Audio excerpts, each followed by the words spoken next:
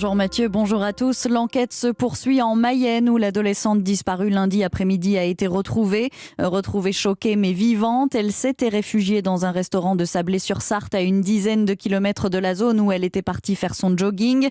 L'adolescente qui a été entendue par les enquêteurs dit avoir été séquestrée.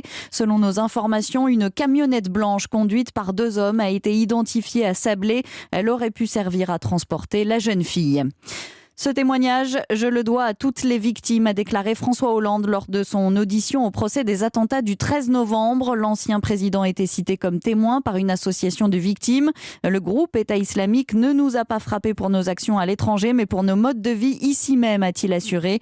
François Hollande qui a été cité par Salah Abdeslam et par les terroristes du Bataclan pour justifier les attaques. Gérald Darmanin assure que les contrôles du pass sanitaire vont être renforcés. Les préfets sont prévenus. Une demande du chef de l'État pour contrer la reprise de l'épidémie, précise le ministre de l'Intérieur qui était l'invité d'Europe 1. À partir du 15 décembre, les plus de 65 ans et les personnes fragiles devront justifier d'un rappel de vaccination. Faute de troisième dose, leur pass sanitaire sera invalidé. Désactivé 6 mois et 5 semaines après la dernière injection, précise le porte-parole du gouvernement. Réaction immédiate, 1 heure après l'allocution du président, la plateforme Doctolib a enregistré 100 000 demandes de rendez-vous pour une troisième dose. Et notez par ailleurs que le masque sera de nouveau obligatoire pour tous les élèves de primaire à compter de lundi. Il avait été retiré dans les départements où le taux d'incidence était passé sous la barre des 50 cas pour 100 000 habitants.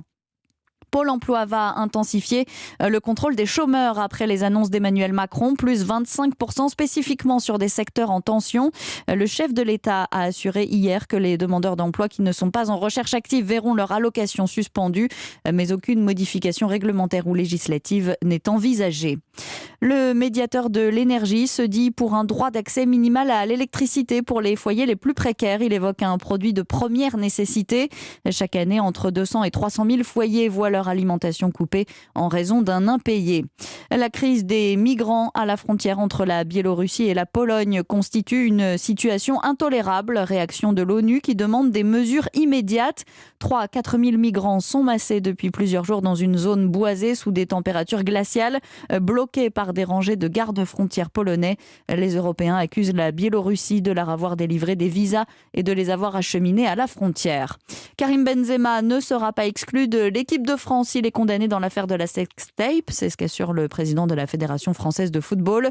L'attaquant des Bleus connaîtra le 24 novembre la décision du tribunal de Versailles.